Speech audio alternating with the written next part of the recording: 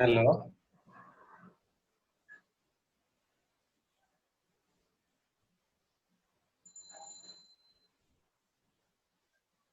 Hello, আপনারা কি আমার কথা শুনতে পারছেন? Yes, sir. No. আহ, জি, থ্যাংক ইউ। আপনি ভালো আছেন মুকুল তালুকদার সাহেব?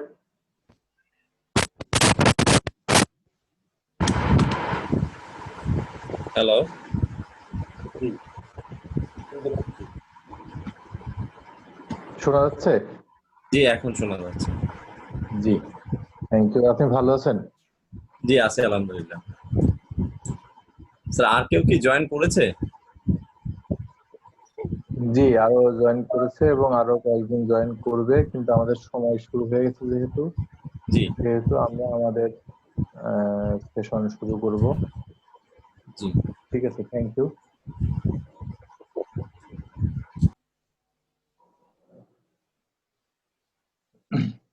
সবাইকে ধন্যবাদ জানিয়ে আমরা আজকের সেশনটা শুরু করছি।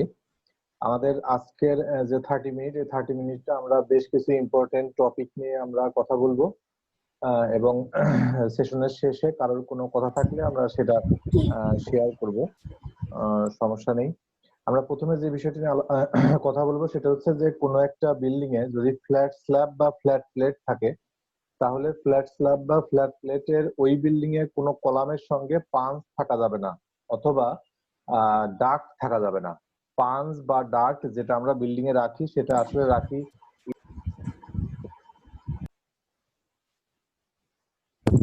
প্লাম্বিং পাইপ গুলো আমরা, ইলেকট্রিক বা প্লাম্বিং পাইপ গুলো আমরা বিল্ডিং থেকে উপরের থেকে নিচে নামানোর জন্য এই ডাক্ট বা পাঞ্চ গুলো আমরা রাখি। তো অনেক সময় দেখা যায় যে যে কোনো একটা বিল্ডিং যদি ফ্ল্যাট প্লেট বা ফ্ল্যাট স্ল্যাবের হয়, তাহলে কলামের কলামের সাথে গা ঘেঁষে একটা ফাঁকা অংশ রাখা হয়, স্ল্যাব থাকে না সেখানে। এটাকে ডাক্ট বা পাঞ্চ বলা হয়। কিন্তু আপনারা জেনে রাখবেন যে সিভিল ইঞ্জিনিয়ারিং ডিজাইনে একটা ওয়ার্ড আছে, সেটা হচ্ছে পাঞ্চিং শেয়ার চেক।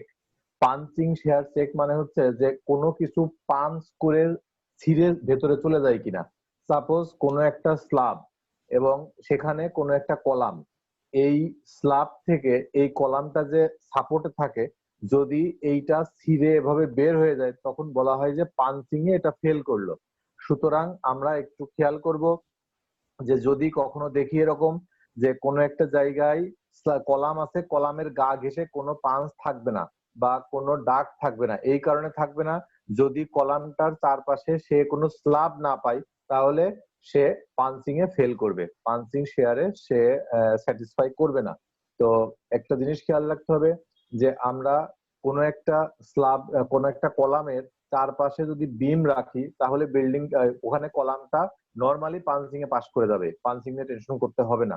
কিন্তু যদি সেখানে পাঞ্চ থাকে বা ডার্ক থাকে, তাহলে ওর স্ল্যাবটা যেখানে ইম্পর্টেন্ট সেখানে আমরা স্ল্যাব না দিয়ে পাঞ্চ বা ডার্ক দিচ্ছি, তাহলে ওই কলামটা কোনো কারণে পাঞ্চিং এ ফেল করতে পারে। আর যদি কোনো বিল্ডিং এর কোনো স্ল্যাব ফেল করে, তাহলে ফ্ল্যাট প্লেট বা ফ্ল্যাট স্ল্যাবের ক্ষেত্রে সবচেয়ে বেশি হার্মফুল হচ্ছে যে একটা স্ল্যাব যদি ফেল করে, তাহলে এ ফেল করে আরেকটা স্ল্যাবের উপরে গিয়ে পড়বে। যখন একটা স্ল্যাব ফেল করে আরেকটা স্ল্যাবের উপর গিয়ে পড়বে, তখন একের পর এক একাধিক স্ল্যাব ফেল করতে পারে। তো এইভাবে যখন কয়েকটা স্ল্যাব ফেল করবে, তখন এই ঘটনাটাকে বলা হয় স্যান্ডউইচ ইফেক্ট। স্যান্ডউইচ ইফেক্ট মানে হচ্ছে যে, মানে স্যান্ডউইচ যেমন দুইটা পাউরুটির মাঝখানে কিছু আহ, কিছু দেওয়া হয়, চিকেন দেওয়া হয় বা এই রকম যে বিষয়টা থাকে, এরকম একটা বিল্ডিং এর ক্ষেত্রেও স্ল্যাব গুলো পাউরুটির মতো কাজ করে। তো এরকম যখন কিছু কোনো একটা বিল্ডিং এর স্ল্যাব একের পর এক ফেল করতে থাকে, তখন অনেক বড় ধরনের দুর্ঘটনা ঘটে। তো আমরা খেয়াল রাখবো যে ফ্ল্যাট স্ল্যাব এবং ফ্ল্যাট প্লেট, এই দুই ধরনের স্ল্যাব যেখানে থাকবে, সেই জায়গায় অবশ্যই কলামের গা ঘেঁষে আমরা ডাক্ট বা পাঞ্চ এটা আমরা রাখবো না। এরপরে ছাদ ঢালাইয়ের সময় আমরা একটা বিষয় একটু খেয়াল রাখবো। আমরা যখন বিল্ডিং এর স্ল্যাব কাস্টিং করি, তখন স্ল্যাব কাস্টিং দেখা যাচ্ছে একটা রৌদ্রদীপ্ত দিন, সেখানে স্ল্যাব প্লেন শিট গুলো শুকিয়ে যায়। মানে স্ল্যাব যে আমরা ঢালাই করি নিচে প্লেন শিট থাকে, প্লেন শিটটা যদি শুকনো অবস্থায় এর উপরে ঢালাই করা হয়, তখন আহ, ওই মুহূর্তে এর নেগেটিভ ইফেক্টটা আসলে বোঝা যাবে না। তখন বোঝা যাবে যখন স্ল্যাবের শাটারিংটা খোলা হবে, তখন প্লেন শিটটা ছাদ থেকে ছাড়বে না, প্লেন শিটটা ছাদকে ছাড়বে না। এবং এই জিনিসটা পরবর্তীতে আপনি বুঝতে পারবেন না আসলে কোথা থেকে কি হলো। এই জিনিসটা টেক কেয়ার করতে হলে যখন স্ল্যাব কাস্টিং হবে সেই সময় অবশ্যই যে জায়গাটায় কনক্রিটটা ফেলা হবে খেয়াল রাখতে হবে ওই জায়গাটায় যেন ভেজা থাকে। যদি ভেজা না থাকে তাহলে মগ অথবা হাত দিয়ে ছিটিয়ে পানি দিয়ে জায়গাটা ভেজা রেখে ভেজার উপরে কনক্রিটটা ফেলতে হবে। তাহলে আমরা বুঝলাম যে যখন স্ল্যাব কাস্টিং করব অবশ্যই যেখানে কনক্রিটটা ফেলবো সেই জায়গাটা ভেজা থাকতে হবে, কোনো অবস্থাতেই সেই জায়গাটা শুষ্ক থাকা যাবে না। এর ইফেক্টটা পরবর্তীতে বোঝা যাবে। ছাদ ঢালাইয়ের সময় আমরা অনেক সময় দেখে থাকি যে যারা যে লেবাররা বা যে মিস্ত্রিরা ঢালাই করে থাকে নজেলটা অনেক সময় রডের সঙ্গে দিয়ে ধরে রাখে, তখন রডটা যে কাঁপছে এই শব্দটা বোঝা যায়। তো রডটা যখন কাঁপে তখন খেয়াল রাখতে হবে যে এই রডটা আরেকটা রডের সঙ্গে 90 ডিগ্রিতে রেখে বাঁধা আছে। যখন নজেলটা ভাইব্রেশন দেয় তখন ওই কোন রডের সঙ্গে যদি লেগে থেকে ভাইব্রেশন দেয় তাহলে দুইটা রডের যে 24 নাম্বার ওয়্যার দিয়ে যে বাধা থাকে বাধাটা খুলে যায়। যখন দুইটা রডের মধ্যে বন্ডিংটা খুলে যাবে তখন আপনার ওই স্ল্যাবটা দুর্বল হয়ে গেল। এই স্ল্যাবের থেকে আপনি এই স্ল্যাবের রড গুলোর যে রিটার্ন ছিল বা এই রড গুলোর যে আউটপুট ছিল সেটা ঠিক মতো থাকবে না। এবং একটা স্ল্যাবের ক্ষেত্রে ক্লিয়ার কভার খুব ইম্পর্টেন্ট। আমরা অনেক সময় দেখে থাকি অনেক বিল্ডিং এর স্ল্যাবের থেকে কনক্রিট খসে খসে পড়ে যায়। তো কনক্রিট খসে খসে পড়ে যায় ওখানে দেখা যাচ্ছে যে রড গুলো মরিচা পড়ে থাকে। তো এই জায়গাগুলোতে আপনারা নিশ্চিন্ত মনে জেনে রাখবেন যে ক্লিয়ার কভার কম ছিল জন্য ওখান থেকে কনক্রিট খসে পড়ে যাচ্ছে। তো ক্লিয়ার কভার সবসময় খেয়াল রাখতে হবে এবং রড এবং স্ল্যাবের শাটার এই দুইটার মাঝে অবশ্যই ব্লক দিয়ে ক্লিয়ার কভারটা মেনটেন করতে হবে। এবং not only slab but also যে কোনো জায়গায় শেয়ার ওয়াল হতে পারে, কলাম হতে পারে, বিম হতে পারে, প্রত্যেকটা জায়গায় অবশ্যই ক্লিয়ার কভার খুব ইম্পর্টেন্ট। আপনি অনেক সময় দেখছেন যে বিম রেডি করছেন, স্ল্যাব কাস্টিং করবেন, বিমটা বড় বিম হলে বিমের মাঝখানটা বেঁকে গিয়ে শাটারিং এর সঙ্গে লেগে গেছে, সেটা স্টিল শাটার হতে পারে, কাঠের শাটার হতে পারে। অবশ্যই খেয়াল করতে হবে যত কষ্টই হোক এই বিমের মেন রড এবং আপনার বিমের শাটার অথবা কলামের মেন রড কলামের শাটার এর মাঝে ব্লক দিয়ে এই ক্লিয়ার কভারটা মেনটেন করতে হবে। পরবর্তীতে এই কনক্রিটটা তাছাড়া থাকবে না। আপনারা অনেক সময় জানেন যে কোন একটা বিল্ডিং এর টপ স্ল্যাবটার একটা স্লোপ মেনটেন করা হয়। স্লোপটা কেন মেনটেন করা হয়? টপ স্ল্যাবে যখন বৃষ্টির পানি আসে পানিটা যেন কোনো একটা জায়গায় আটকে না থাকে। তো এই আটকে না থাকে এর জন্য যে স্লোপটা মেনটেন করা হয় আমরা ইঞ্জিনিয়াররা যেভাবে গাইড করি মিস্ত্রিরা ঠিক সেইভাবেই ভুল করে। এবং মিস্ত্রিরা অধিকাংশ স্ল্যাব ভুল করে এবং আমাদের দেশে যারা নতুন ইঞ্জিনিয়ার প্রজেক্টে থাকে তারাও ভুল করে থাকে। তারা কি ভুল করে থাকে সেই জিনিসটা একটু বোঝার চেষ্টা করেন। যে একটা স্ল্যাব আমরা বললাম স্ল্যাবটা অনেক বড় স্ল্যাব, মাঝখান থেকে কর্নারটা হাফ ইঞ্চি ডাউন থাকবে। আপনি একটু ঠান্ডা মাথায় বোঝার চেষ্টা করেন যে একটা স্ল্যাব সেই স্ল্যাবের মাঝখান থেকে আমরা কর্নারটা হাফ ইঞ্চি ডাউন রাখবো, মানে আমরা বলছি হাফ ইঞ্চি কম থাকবে। আমরা এভাবে বলি যে কর্নারের স্ল্যাবটা হাফ ইঞ্চি ডাউন রাখবো। ডাউন মানে ডাউন শব্দের অর্থ আমরা সবসময় বুঝে আসছি কম। আচ্ছা বুঝলাম যে এটা কম। তাহলে আমরা স্ল্যাবের লেভেলটা আসলে মেনটেন করি কিভাবে? সাপোজ একটা কাঠ মেপে নিলাম, সেটা একটা রড মেপে নিলাম, সেটা 12 ইঞ্চি, ভালো কথা। একটা কলামের রডে একটা টেপ মেরে দিই, লাল কালারের টেপ, রেড টেপ আমরা মেরে দিই। আরেকটা কলামের আরেকটা রডে আমরা একটা টেপ মেরে দিই। মেরে দেওয়ার পরে কি হয়, এই টেপের টপের থেকে ওই টেপের টপ পর্যন্ত একটা সুতা ধরি। আমরা ধরে নিলাম যে এখান থেকে 12 ইঞ্চি নিচে হবে স্ল্যাবের টপ, ভালো কথা। এই সুতার থেকে 12 ইঞ্চি নিচে হবে স্ল্যাবের টপ। এখন আমরা জানছি যে বিল্ডিং স্ল্যাবটার মাঝখানে আমরা 12 ইঞ্চি রাখবো, কিন্তু কর্নারে কত রাখবো? আমরা কিন্তু বলছি কর্নারে কম রাখবো। আপনি যদি কর্নারে 11.5 ইঞ্চি রাখেন, মানে হাফ ইঞ্চি কম রাখেন, তাহলে ঘটনা উল্টা হয়ে গেল। কিভাবে উল্টা হয়ে গেল? যে যখন আপনি 12 ইঞ্চি না রেখে 11.5 ইঞ্চি রাখছেন, তাহলে আপনি চিন্তা করেন আপনার এই রডটা একটু উপরে উঠে ঢালাইটাকে মেজার করলেন, মানে কি আপনার ঢালাইটা কিন্তু আপ হয়ে গেল কর্নারে হাফ ইঞ্চি। তাহলে মাঝখানে যদি আপনি 12 ইঞ্চি রাখেন সুতার থেকে, মানে এটা এভাবে চিন্তা করেন, এটা সুতা বাঁধা আছে, সেখান থেকে 12 ইঞ্চি নিচে স্ল্যাবের টপ। এবার আসেন আপনি কর্নারে, কর্নারে আপনি হাফ ইঞ্চি ডাউন করবেন, মানে জায়গাটা একটু নিচু হবে, মানে আপনার ওই জায়গায় হবে 12.5 ইঞ্চি। 12.5 ইঞ্চি হলেই জায়গাটা ডাউন হবে। সুতরাং আমরা এই জায়গাটা ক্লিয়ার। আমরা যেভাবে বলি মিস্ত্রিরা আসলে ভুল করে। আমরা বলবো যে স্ল্যাবের মাঝখানটা আপনি 12 ইঞ্চি রাখবেন, কর্নারটা 12.5 ইঞ্চি রাখবেন, এবং কর্নার যখন 12.5 ইঞ্চি রাখবেন তখন ওই সুতার থেকে 12.5 ইঞ্চি মানে কি স্ল্যাবটা ওই জায়গায় ডাউন হবে। এই ভুলটা যেন কখনো না হয়। যারা বোঝেননি তাদের জন্য আরেকবার বলছি যে আমরা ছাদ ঢালাই করার সময় একটা সুতা মেনটেন করি, সেই সুতার থেকে 12 ইঞ্চি নিচে ছাদের টপ আমরা এভাবে নর্মালি মেনটেন করি, অথবা 18 ইঞ্চি নিচে ছাদের টপ।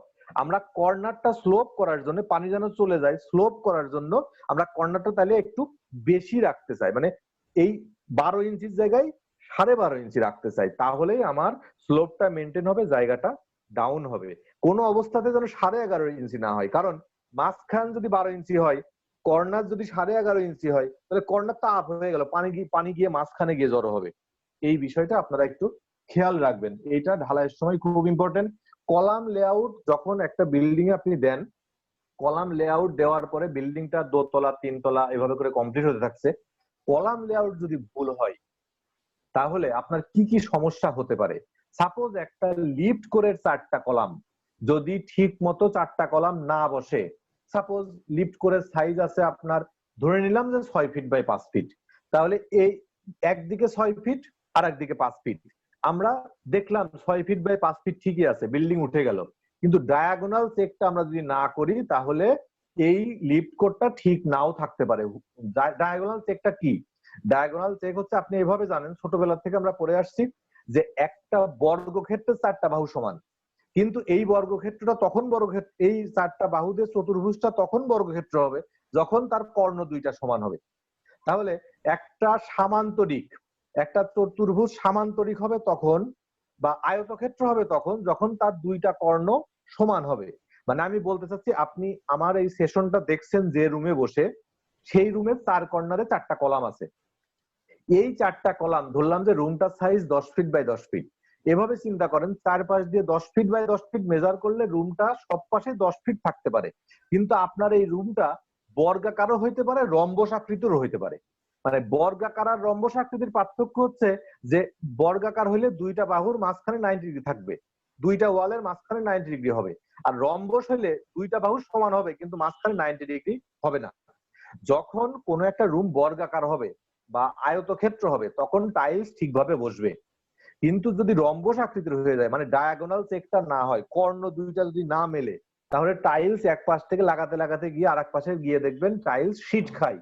এই শব্দটা একটু জেনে রাখতে হবে। টাইলস শীট খায় এর মানে হচ্ছে এক কর্নারে গিয়ে টাইলস মিলে যাবে, আর এক কর্নারে গিয়ে 2 ইঞ্চি 1 ইঞ্চি গ্যাপ থাকবে, তখন ভালো একটা টাইলস কেটে ওই কর্নারটা মেলাইতে হবে।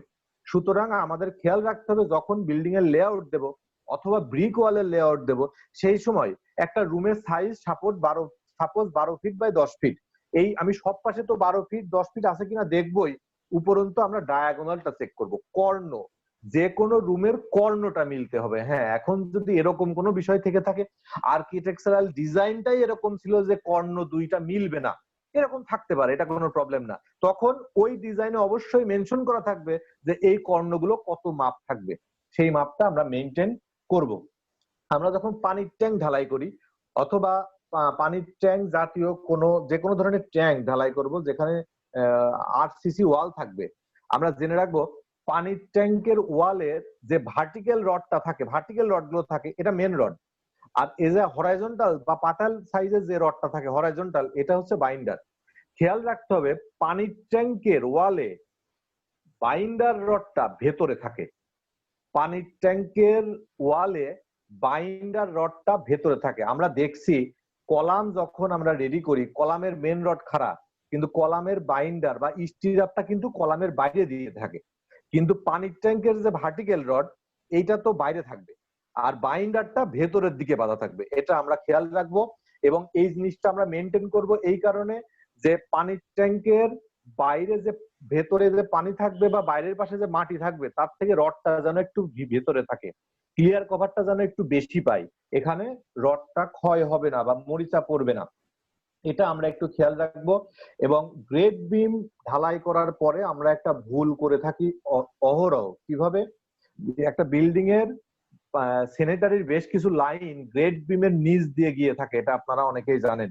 তো আমরা কাজ করতে করতে প্রথম দিকে, বিল্ডিং এর প্রথম দিকে এই জিনিসগুলো আমরা খেয়াল করতে পারি না, যে কারণে দেখা যায় যে গ্রেড বিম ঢালাই দেওয়ার পরে আমরা গ্রেড বিম থেকে বিল্ডিংটা যদি 2 ফিট বা 2.5 ফিট উঁচু করে থাকি, আমরা ওই জায়গাটা বালু দিয়ে ভরাট করে ফেলি, ভরাট করে এর উপরে কাজ করতে থাকি। কিন্তু বিল্ডিংটা শেষে গিয়ে আমরা বুঝতে পারি এই গ্রেড বিমের নিচ দিয়ে বা বালু ভরাট করলাম যে জায়গা দিয়ে, সেখান দিয়ে কিছু পাইপ যাওয়ার কথা ছিল। এখন আমাকে ওই বালুটা আবার কেটে কাজ করতে হবে। তো আমরা প্রথমেই খেয়াল রাখবো, যদি আমাকে গ্রেড বিম ঢালাই করার পরে গ্যাপ গুলোকে বালু ভরাট করতে হয়, তাহলে অবশ্যই আমরা স্যানিটারি বা সয়ারেজ লাইনের পাইপ গুলো দেওয়ার পরে আমরা বালু ভরাট করব। এই জিনিসটা আমি একজন ইঞ্জিনিয়ার হিসাবে আমাকে মেনটেন করতে হবে, তাছাড়া আমার পক্ষে তো এই প্রজেক্টের খরচ কমানো সম্ভব হবে না, তাছাড়া খরচ বেড়ে যাবে। আপনাদের অনেকেরই কোশ্চিন থাকে যে আমরা অনেক জায়গায় শুনি 3-4 inch down boulder crash stone chips আমরা ইউজ করি, এই কথাটা অনেকে বলে। অনেকে আমরা এই কথাটা বুঝি না। এই কথার অর্থ কি? 3-4 ইঞ্চ এটা বুঝলাম যে 1.25 ইঞ্চি একটা পাথর, এটা বুঝতেছি যে 1.25 ইঞ্চি। আচ্ছা, 3-4 ইঞ্চ ডাউন, ডাউন মানে কি 1.25 ইঞ্চি থেকে একটু ছোট, এটাও বুঝলাম। বোল্ডার ক্র্যাশ মানে কি? বোল্ডার মানে অনেক বড় বড় পাথর। এখন কোশ্চিন হচ্ছে, অনেক বড় বড় পাথর কেন ভেঙে আমরা কাজ করছি, ছোট পাথরের প্রবলেম কি? একটা অনেক বড় পাথর যখন আপনি ভাঙবেন, তার ছোট্ট একটা টুকরা নেবেন, তার চারপাশেই ভাঙা থাকবে, চারপাশেই ভাঙা থাকবে। কিন্তু ছোট্ট একটা আলুর মতো বা পেঁয়াজের মতো সাইজের একটা পাথর, যাকে আমরা সিঙ্গেলস বলে থাকি, এটাকে যদি আপনি ভাঙেন, তখন কি হবে? এর একটা পাশ স্মুথ থাকবে, আর একটা পাশ ভাঙা থাকবে। যে পাশে ভাঙা থাকবে সে পাশে কনক্রিটের বন্ডিংটা ভালো হবে, আর যে পাশে স্মুথ থাকবে সেখানে কনক্রিটের বন্ডিংটা ভালো হবে না। তো এই জিনিসটা আমাদের একটু খেয়াল রাখতে হবে, যে যেখানে সারফেসটা স্মুথ থাকবে সেখানে ভালো বন্ডিং হবে না কনক্রিটের। সেই জন্য আমাদের একটু খেয়াল রাখতে হবে। বোল্ডার ক্রেস্ট আমরা পাথর নেব, এই কারণে বোল্ডার ক্রেস্ট পাথর নেব যে এটার চারপাশেই ভাঙা থাকবে এবং এটার বন্ডিং ভালো হবে। আপনাকে বলা হলো যে কোনো একটা প্রজেক্টে 10 feet by 10 feet by 10 feet এরকম একটা গর্ত আছে, 10 ফিট দৈর্ঘ্য, 10 ফিট প্রস্থ এবং 10 ফিট গভীর, এরকম কোন একটা গর্ত আছে, যে গর্তটা আপনাকে মাটি দিয়ে ভরতে হবে। তো আপনি বললেন যে এই জায়গায় ভলিউম বের করি প্রথমে, তাহলে ভলিউম মানে দৈর্ঘ্য গুণ প্রস্থ গুণ উচ্চতা। তাহলে ওই গর্তটার দৈর্ঘ্য গুণ প্রস্থ গুণ উচ্চতা যদি আমরা হিসাব করি, 10 গুণ 10 গুণ 10 মানে 1000 CFT। এখন আপনি ওই জায়গার জন্য যদি 1000 CFT বালু বা মাটি আপনি আনেন, তাহলে ওই গর্ত আপনি পূরণ করতে পারবেন না। কারণ আপনি যে 1000 CFT বালু বা মাটি আপনি আনছেন, সেটা ড্রাই অবস্থায় আছে বা ওর ভেতরে প্রচুর ভয়েড আছে। কিন্তু এই বালু বা মাটিটা আপনি যখন ডাম্পিং করছেন, এই গর্তের মধ্যে ফেলছেন, কম্প্যাকশন করছেন, বালু হলে আপনি সেখানে পানি দিচ্ছেন, জিনিসটা কম্প্যাক্টেড হচ্ছে। যদি মাটি হয় তাহলে আপনি দুরমুশ করছেন বা কম্প্যাকশন করছেন, রোলার করছেন, যাই করেন, এই জিনিসটা যখন বসে যাবে, ওই জায়গাটা আসলে 1000 CFT যেটা আপনি লুজ মাটি বা লুজ বালু নিয়ে আসছেন, সেটা দিয়ে আপনারা পূরণ করতে পারবেন না। সেখানে আপনার 1.5 গুণ হিসাব করে নিতে হবে। আপনি 1.5 গুণ হিসাব করবেন, মানে আপনাকে 1500 CFT নিয়ে আসতে হবে। তার মধ্যে কি হবে? কিছু ওয়েস্টেজ যাবে, এবং এই বালু এবং মাটি এই দুইটা জিনিস প্রচুর পরিমাণে ওয়েস্টেজ হয়, সেজন্য এর ওয়েস্টেজটা একটু 10% ধরতে হবে, বেশি ওয়েস্টেজ ধরতে হবে, এবং 40% এর কম্প্যাকশনে চলে যাবে। সুতরাং 1000 CFT কোন একটা গর্ত পূরণ করতে আমার 1500 CFT বালু বা মাটি লাগবে। আমরা আজকের সেশনে একটা ইম্পর্টেন্ট টপিক শিখবো, সেটা হচ্ছে ফেয়ার ফেস এবং অ্যাসকাস্ট এটা কি। আমরা যারা সিভিল ইঞ্জিনিয়ার, আমরা বিভিন্ন প্রজেক্ট করে থাকি, সেখানে অনেকে ফেয়ার ফেস প্রজেক্ট সম্পর্কে জানতে চাই, বা অনেক ক্লায়েন্ট ফেয়ার ফেস প্রজেক্ট করতে চাই। ফেয়ার ফেস আর অ্যাসকাস্ট দুইটা কাছাকাছি কিন্তু ভিন্ন জিনিস। সেটা হচ্ছে, কোন একটা বিল্ডিং এ যদি আপনি এভাবে মনে করেন কলাম ঢালাই করার পরে প্লাস্টার করবেন না, কলাম যেভাবে ঢালাই করছেন, ঢালাই করার পরে এই সারফেসটা এরকমই থাকবে, এর উপরে কোনো প্লাস্টার হবে না, তাহলে এটাকে আমরা বলবো অ্যাসকাস্ট। আর ফেয়ার ফেস জিনিসটা হচ্ছে এরকম কিছু একটা দেখা যাবে। আমি আপনাদের স্ক্রিনে একটা আমরা একটা স্ক্রিন শেয়ার করব, আপনারা সেটা দেখে বুঝতে পারবেন। আপনারা একটা জিনিস দেখতে পাচ্ছেন স্ক্রিনে, এরকম বেশ কিছু বিল্ডিং এর বাইরের সাইডে এরকম ওয়াল আপনারা দেখতে পান। এই ওয়ালটা যেখানে দেখবেন বুঝবেন যে এই জায়গাটা ফেয়ার ফেস কাস্টিং করা হয়েছে, ফেয়ার ফেস কাস্টিং। এখন কোশ্চিন হচ্ছে ফেয়ার ফেস কাস্টিংটা কি? ফেয়ার ফেস কাস্টিংটা হচ্ছে যে কোনো একটা প্রজেক্টে যে সারফেসটা খুব সুন্দর দেখা যাবে প্লাস্টার করা ছাড়াই, এই ধরনের একটা সারফেস হচ্ছে fair face surface. Fair face মানে বোঝা যাচ্ছে ফেসটা খুব ফেয়ার হবে, সুন্দর হবে, পরিষ্কার হবে, এরকম একটা সারফেস। এখন আপনার মনে কয়েকটা কোশ্চিন আসবে আমরা যে স্ক্রিনটা শেয়ার করছি এটা দেখে। আপনার মনে প্রথম কোশ্চিন হবে এই যে ছিদ্রগুলো আমরা দেখছি এখানে, এই যে হোলগুলো দেখছি, এই হোলগুলো আসলে কিভাবে তৈরি করা? এই হোলগুলো তৈরি করা হয় যে জিনিসটা দিয়ে, সেই জিনিসটার নাম হচ্ছে পিকন। আপনারা নোট করে নিতে পারেন, এই জিনিসটার নাম হচ্ছে পিকন। সেই পিকনটা কোথায় থাকে? আপনারা স্ক্রিনে আরেকটা জিনিস দেখতে পাচ্ছেন যার দুই পাশে দুইটা সিলিন্ডার আকৃতি বা কোন আকৃতির কিছু একটা দেখতে পাচ্ছেন।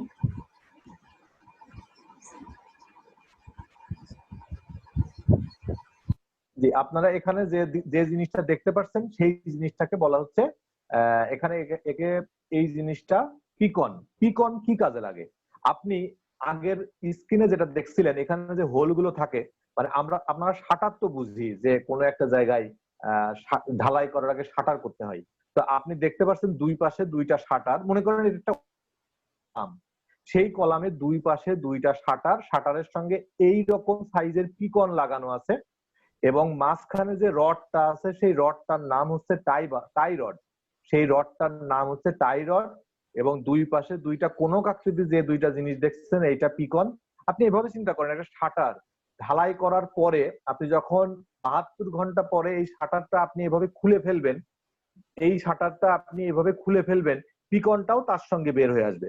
মোটা মাথাটা বাইরে, চিকন মাথাটা ভেতরে থাকলে কি হচ্ছে, যখন আপনি কলামটা ঢালাই করলেন বা শেয়ার ওয়ালটা ঢালাই করলেন, মোটা মাথাটা বাইরে থাকার কারণে আপনি যখন শাটারটা খুলছেন তখন পিকনটাও আপনার হাতের সঙ্গে, আপনার শাটারের সঙ্গে বের হয়ে আসলো। এই পিকনটা যখন বের হয়ে আসলো তখন সারফেসটা এরকম দেখা যাচ্ছে। এই যে হোলগুলো দেখা যাচ্ছে এই পিকন দিয়ে হোলগুলো বানানো হয়, এটা ঢালাইয়ের পরে আলাদা কোনো ছিদ্র তৈরি করা হয় না। আপনি এবার কোশ্চিন করবেন যে এই জায়গায় যে জয়েন্ট গুলো দেখা যাচ্ছে এই জয়েন্ট গুলো কিভাবে করে? আসলে একটা শাটারে এরকম গ্রুপ কাটা থাকে, শাটার গুলোতে এরকম গ্রুপ কাটা থাকে, মানে একটা শাটার কয়েকটা সেগমেন্টে ভাগ করা থাকে। এইটাকে আমরা বলি ফেয়ার ফেস কাস্টিং। এখন আপনি বলতে কোশ্চিন করতে পারেন ফেয়ার ফেস কাস্টিং যে আমরা করি এটা শাটারিং কি নরমাল শাটার? হ্যাঁ, এটার জন্য স্টিল ফেয়ার ফেস কখনো কাঠের শাটার দিয়ে হয় না, কখনোই ফেয়ার ফেস কাঠের শাটার দিয়ে হবে না। ফেয়ার ফেস তাহলে কি দিয়ে হবে? স্টিল শাটার দিয়ে হবে। কিন্তু আপনারা যে অ্যাজ ইউজুয়াল স্টিল শাটার মার্কেটে দেখেন সেটা না, এর রিপ, এর শীট সবই মোটা মোটা শীট হতে হবে এবং কখনোই ঢালাইয়ে যেন আন্ডুলেশন সারফেস না হয় সেই জন্য শীট গুলো মোটা শীট ব্যবহার করা হয়। আচ্ছা, এবার আপনি এই যে শাটার ব্যবহার করতে পারেন অথবা আপনি ব্যবহার করতে পারেন প্লাইবোর্ড, স্টিল শাটার অথবা প্লাইবোর্ড, এইটা আপনি ব্যবহার করতে পারেন। অনেকে ফেয়ার ফেস কাস্টিং করার জন্য স্টিল শাটারের উপরে একটা পলিথিনের মতো কিছু একটা দেয় যাকে বলা হয় সেলুলয়েড পেপার। এটা আপনারা নোট করে নিতে পারেন। স্টিল শাটারের উপরে অনেকে সেলুলয়েড পেপার দিয়ে থাকে যেটা পলিথিনের মতো কিছু একটা পেপার। এই জিনিসটা দিলে সারফেসটা আরো স্মুথ হয়, আরো স্মুথ হয়। তাহলে আমরা বুঝতে পারছি স্টিল শাটার দিয়ে আমরা ফেয়ার ফেস কাস্টিং করতে পারি, স্টিল শাটারের উপরে আমরা সেলুলয়েড পেপার দিয়ে ফেয়ার ফেস কাস্টিং করতে পারি, অথবা প্লাইবোর্ড দিয়ে স্টিল শাটার করতে পারি। এখন আপনি কোশ্চিন করতে পারেন যে আমরা যখন কাঠের শাটার করি তখন কাঠ আর পিছনের পাশে রানার অথবা ডাসা দিয়ে আমরা ফ্রেম করি, তো আমি যখন প্লাইবোর্ড দিয়ে করব, প্লাইবোর্ড তো কাঠের থেকে অনেক চিকন, তাহলে এর পিছনের ফ্রেমটা কি দিয়ে করব? পিছনের ফ্রেমটা গর্জন কাঠ দিয়ে করব।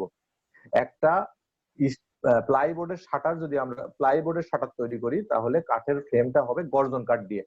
তো এই জিনিসগুলোর ক্ষেত্রে আমরা খেয়াল করব যে ফেয়ার ফেস সারফেসটা সুন্দর আনার জন্য সারফেসের উপরে তেল মোবিল দেওয়া যেতে পারে অথবা শাটার অয়েল নামে একটা কেমিক্যাল পাওয়া যায়, সাদা দুধের মতো শাটার অয়েল নামক একটা কেমিক্যাল পাওয়া যায়, এটাও আপনি এর উপরে দিয়ে কাজটা করতে পারেন যেন ঢালাই করার পরে শাটারটা যখন খুলবেন তখন যেন স্মুথলি খুলে চলে আসে, সারফেসটা যেন কোনো ডিস্টার্ব না হয়।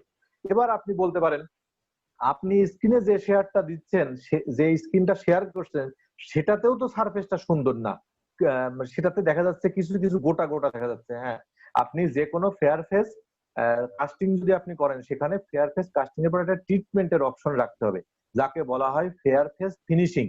এই ফেয়ার ফেস ফিনিশিংটা আপনি যখন দেবেন সেটা গ্রে সিমেন্ট, আমরা যে সিমেন্টটা ইউজ করি সেই গ্রে সিমেন্ট, তার সঙ্গে হোয়াইট সিমেন্ট আপনি একটা রেশিও মেনটেন করে আপনারা দিতে পারেন।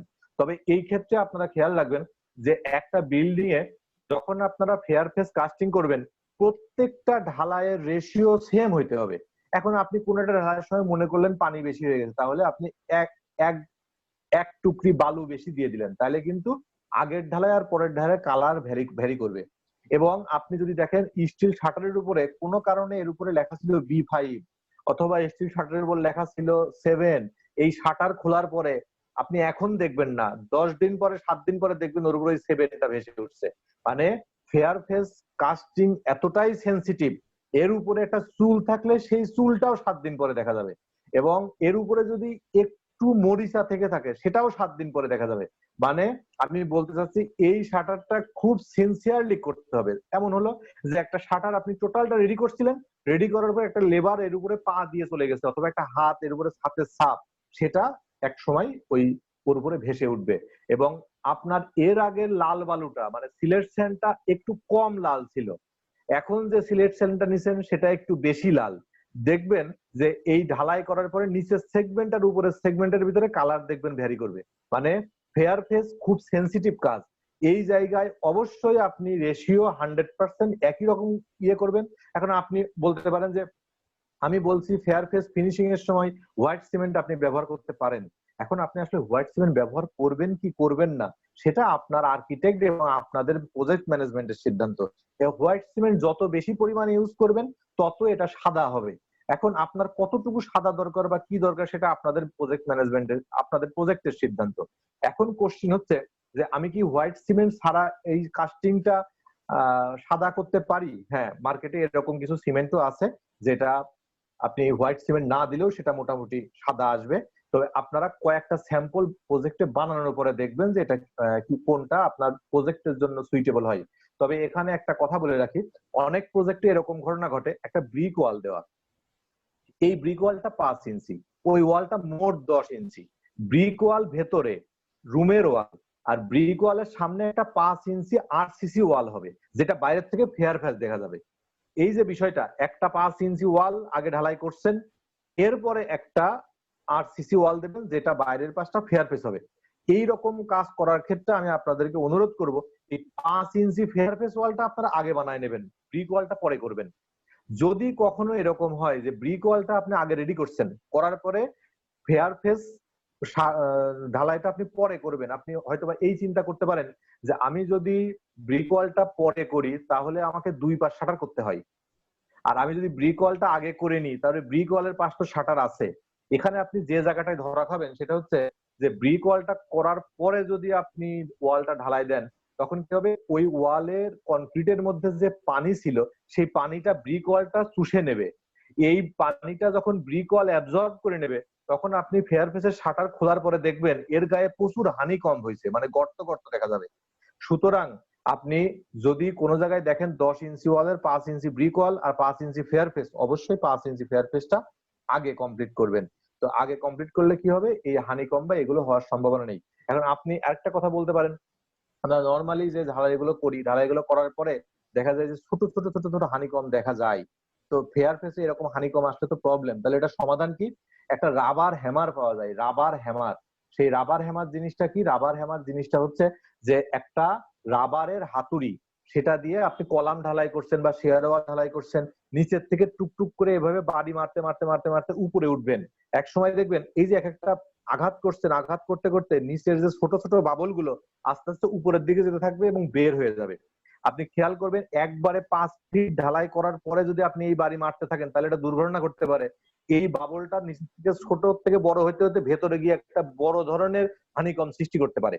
তো আপনি যদি 1 ফিট ঢালাই করে নেন, সেই 1 ফিটে শাটারের উপরে আপনি রাবার হ্যামার দিয়ে বাড়ি মেরে নেবেন যেন কোনো বাবল থাকলে বের হয়ে যায়। এরপর আবার আরেক ফিট ঢালাই দেবেন, সেখানে আবার রাবার হ্যামার দিয়ে বাড়ি করবেন। কিন্তু আপনি 5 ফিট একবার ঢালাই দেওয়ার পরে যদি রাবার হ্যামার দিয়ে বাড়ি মারেন তাহলে কি হবে, ছোট ছোট হানিকম গুলো এক জায়গায় জড়ো হয়ে এটা একটা বড় ধরনের হানিকম সৃষ্টি করতে পারে।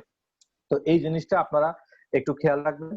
আর আমরা আরেকটা ইম্পর্টেন্ট টপিক নিয়ে এখন কথা বলবো, সেটা হচ্ছে একটা বেসমেন্টের প্রিপারেশন। আপনারা যারা বিভিন্ন জায়গায় চাকরি করেন অথবা বিজনেস করেন অথবা ডিজাইনার অথবা কনস্ট্রাকশন প্রজেক্টে কাজ করেন, তারা বেসমেন্টের কাজ করার আগে কয়েকটা বিষয় একটু খেয়াল রাখবেন যে আপনি যে প্রজেক্টটায় কাজ করছেন সেই প্রজেক্টের পাশে কোনো হাই রাইজ বিল্ডিং আছে কিনা, সেই হাই রাইজ বিল্ডিংটাকে ট্যাকল করার জন্য আপনার কি কোনো শোর প্রোটেকশন আছে কিনা। শোর প্রোটেকশন জিনিসটা কি, সেটা হচ্ছে আমি এখানে 20 ফিট বা 30 ফিট মাটি কাটবো, একটা বা দুইটা বা তিনটা বেসমেন্ট বানাবো। এই বেসমেন্ট যে বানাবো, আমি যে এখান থেকে মাটি কাটবো, পাশের বিল্ডিংটা কি এখানে হেলে পড়বে কিনা, আর পাশে যে বিল্ডিং আছে বা রোড আছে, রোড দিয়ে হেভি লোডেড গাড়ি যেতে পারে, সেটা কি রোডটা ভেঙে আসতে পারে কিনা। এটা ঠেকানোর জন্য চারপাশ দিয়ে যে পাইল করা হয় তাকে বলা হয় শোর প্রোটেকশন বা শোর পাইল। এটাকে ঢালাই পাইল দিয়েও করা যেতে পারে, যাকে কাস্ট ইন সিটু পাইল বলি। আবার এখানে আই সেকশন বা জয়েস্ট, এটাকে এভাবে গুটিয়ে গুটিয়ে ড্রাইভ করেও করা যেতে পারে। তো অধিকাংশ ক্ষেত্রে যে ভুলগুলো ঘটে সেটা হচ্ছে এই যে চারপাশ দিয়ে যে পাইল গুলো করা হয়, যাকে আমরা শোর পাইল বলে থাকি, এই শোর পাইল গুলোর মাথা দিয়ে একটা বিম ঢালাই করা হয়। এই শোর পাইলের মাথা দিয়ে যে বিমটা ঢালাই করা হয় একে বলা হয় টাই বিম।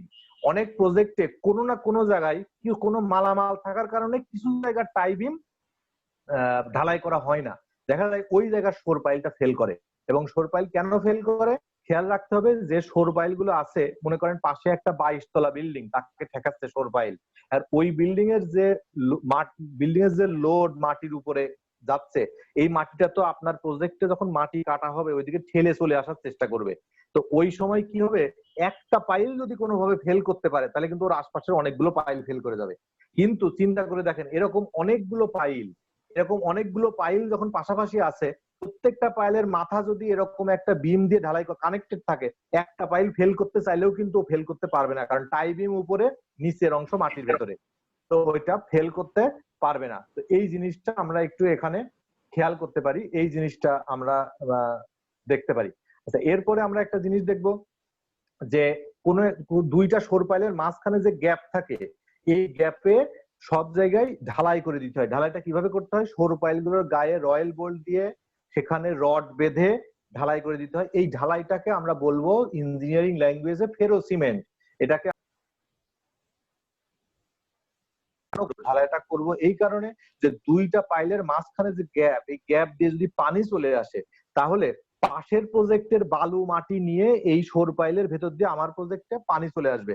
তখন পাশের প্রজেক্টের ফাউন্ডেশনের নিচের বালু যদি আমার প্রজেক্টে চলে আসে, পাশের প্রজেক্ট কিন্তু সেটেল করে যাবে, তখন পাশের প্রজেক্টে দুর্ঘটনা ঘটবে। সেই জন্য আমাদের যে শোর পাইল গুলো থাকবে, প্রত্যেকটা শোর পাইলের গায়ে আমরা ফেরো সিমেন্ট করে দেবো, যেন পানি বা বালু এই প্রজেক্টে ঢুকতে না পারে। আরেকটা জিনিস আপনার মনে কোশ্চিন আসতে পারে যে এই শোর পাইলটা আমি যদি 30 ফিট মাটি কাটি, তাহলে শোর পাইলটা কি একটা টাই বিম দিয়ে থাকবে না একটা টাই বিম দিয়ে থাকবে না। তখন বিভিন্ন লেভেলে 10 ফিট বা 12 ফিট বা 13 ফিট পর পর একটা করে ব্রেসিং দেওয়া লাগবে, যেটা আই সেকশন দিয়ে করা হয়। মানে এই পাশে, মানে দুই পাশের যে কলা শোর পাইল, এই শোর পাইল থেকে এই শোর পাইল একটা আই সেকশন বা জয়েস্ট দিয়ে ব্রেসিং বানানো হয়।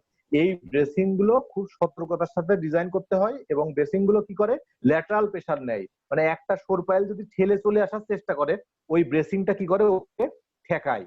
তো আমরা যখন ব্রেসিংটা দিই, সাপোজ একটা শোর পাইলের সঙ্গে আমরা ব্রেসিং দিচ্ছি, সবগুলো শোর পাইল কিন্তু এক লাইনে থাকে না। যখন আপনি একটা আই সেকশন দিচ্ছেন, এর সাথে অনেকগুলো পাইল আছে, কিছু পাইল কিন্তু ব্রেসিং থেকে একটু গ্যাপে থাকে, 2 ইঞ্চি 3 ইঞ্চি 5 ইঞ্চি গ্যাপে থাকে। আপনি কি করবেন, এই আই সেকশন, এই ব্রেসিংটার থেকে এই শোর পাইলের যে গ্যাপটা, এই গ্যাপটা কাঠের টুকরা অথবা আই সেকশনের টুকরা দিয়ে পূরণ করে দেবেন। কি জন্য পূরণ করে দেবেন, যদি ল্যাটারাল প্রেসার আসে, শোর পাইলটা যেন ওই 1 ইঞ্চিও যেন এদিকে আসতে না পারে। কারণ ও যদি কোনোভাবে 1 ইঞ্চি আসতে পারে, এরপরে কিন্তু 1 ফিট যাওয়ার চেষ্টা করবে। একবার ফেল করার সুযোগ পাইলেই ও কিন্তু পাশের পাইলকে নিয়ে ফেল করার চেষ্টা করবে। সুতরাং আমরা চেষ্টা করব কোন শোর পাইল গুলো প্র্যাকটিক্যালি আসলে একটু আপ ডাউন থাকে, শোর পাইল আর ব্রেসিং এই দুইটার মাঝে কোনো গ্যাপ আমরা রাখবো না, এবং এই জিনিসটা আমরা খুব সতর্কতার সাথে খেয়াল করব। তো আজকের সেশনে যারা জয়েন করছেন, এই 30 মিনিট সময় আসলে আমি এক নাগারে বলার চেষ্টা করি, এবং আমি চেষ্টা করি আপনাদের যেন উপকার হয়। তো আমাদের সময় প্রায় শেষ। আপনাদের কারোর কোনো কথা থাকলে আপনি বলতে পারেন। আসসালামু আলাইকুম স্যার। আসসালাম। স্যার একটা প্রশ্ন হচ্ছে, আমি তো বেশ কয়েকটা জায়গায় পানির ট্যাঙ্কি করছি, জি, তো দেখলাম যে স্যার অনেকে এনারা বাইরের কভারিংটা কম দিছে কিন্তু পানির সাইডটা বেশি দিছে। এটা আসলে হ্যাঁ, বুঝতেছি না স্যার। এটা এই জিনিসটা আসলে ঠিক না। পানির ট্যাঙ্কের ক্ষেত্রে দুই পাশেই ক্লিয়ার কভারিং বেশি রাখা উচিত, কারণ ভেতরের পাশে পানি, বাইরের পাশে মাটি। বাইরের পাশে মাটি মানে মাটি তো ভেজা থাকবে, মাটি ভেজা থাকবে মানে ওর ক্লিয়ার কভার বেশি দরকার। আর ভেতরের পাশে পানি, দুই পাশের জন্যই ক্লিয়ার কভার দরকার। আচ্ছা স্যার, ওই যে আপনার তো ওরাও অনেক সিনিয়র ইঞ্জিনিয়ার, আমি এরকম 3টা ড্রয়িং পাইছি, তো আমি জি। দেখে অবাক। অবশ্য স্যার গাঁথনি দিলে কি স্যার কভারিংটা কম হইলে হয়? গাঁথনি দিলে কাভারিংটা কম হলে হয়, তবে ওখানে কেমিক্যাল ব্যবহার করা উচিত তখন। ঠিক আছে স্যার। সালাম। Thank you. আসসালাম। আর কারোর কোনো কোশ্চিন? স্যার আমার একটা কোশ্চেন আছে, সেটা হলো ফেয়ারফেসের ব্যাপারে। শাটার লিকেজটা যাতে না হয় এই ব্যাপারে তো 100% কেয়ারফুল হইতে হয়। Sure. শাটার কোনোভাবে যাতে লিকেজ না হয়, এর জন্য আমি অবশ্য ফেয়ারফেস করছি, অ্যাসকাস্টও করছি। বাট ফেয়ারফেসের যেটা হলো হোয়াইট সিমেন্টের মিক্সচারটা যদি কম বেশি হয় তাহলেই স্যার কালার ডিফারেন্স করে, আপ ডাউন করে। আপ ডাউন করে। এবং সিমেন্টের যে ব্যাপারটা, সিমেন্টের দেখা গেছে যে সিমেন্টের যখন আমরা ওই এই লটের থেকে পরের লটে আনছি তখনই সে ডিফার করে, এবং একই ব্র্যান্ড হওয়ার পরেও ডিফার করে। মানে মানে ওর এটা বলা হয় যে ওর প্রোডাকশন যেখানে হচ্ছে সিমেন্টের প্রোডাকশনের ভেরিয়েশনের কারণে এই জিনিসটা হয়। যেমন নিনা কাব্য করার সময় আমি ছিলাম, নিনা কাব্য অ্যাজ লাইক এ অ্যাসকাস্ট, ওখানে আমরা টোটালি ইউজ করছি স্ক্যানস্যাম, কিন্তু তারপরও দেখা গেছে যে আমাদের চেঞ্জ আসছে, অনেক চেঞ্জ আসছে। আচ্ছা, এইটা প্রোটেকশন করার কোনো স্কোপ পাই নাই স্যার। খুব সেনসিটিভ এটা প্রোটেকশনের বিষয়টা হচ্ছে আসলে এইটা কয়েকটা সিমেন্টের আসলে দোষ দিয়ে লাভ নেই, কারণ ওরা তো কম্পিউটারাইজ চেষ্টা করে কোয়ালিটি কন্ট্রোল করার জন্য, কিন্তু আমরা প্রথমে যে গাড়িতে পাথর নিয়ে আসলাম বা যে বালু নিয়ে আসলাম এগুলোর কোয়ালিটি আসলে ভ্যারি করে, এটা আমরা ঠিক রাখতে পারি না। জি, এইটার ব্যাপারে আমরা প্রথম থেকে পদক্ষেপ নিয়েছিলাম, সেটা হলো যে আমরা পাথর যেটা আনছি, পাথর আমরা মানে ওই ধুয়ে নিছি, বালু সিলেট বালু পর্যন্ত ধুয়ে নিছি, কিন্তু তারপরও আমরা আনতে পারিনি। না, ওই সিলেট বালু যেটা সেটার কালারও একটু ভ্যারি করে। হ্যাঁ হ্যাঁ হ্যাঁ, এই ভ্যারি মানে ওখানে সামান্য একটু ভ্যারি করলেই ফেয়ারফেসের আপ ডাউন আসবে, এটা কন্ট্রোলের বাইরে। আর কারোর কোনো কোশ্চেন? আজকে যারা আমাদের সেশনে জয়েন করছেন, আমি জানি না আপনাদের কতটুকু উপকার হলো। 50 টাকার রিটার্ন কি 50 টাকা হয়েছে কিনা সেটা আমি জানি না, তবে আমি আপনাদেরকে বলবো যে একজন সিভিল ইঞ্জিনিয়ারের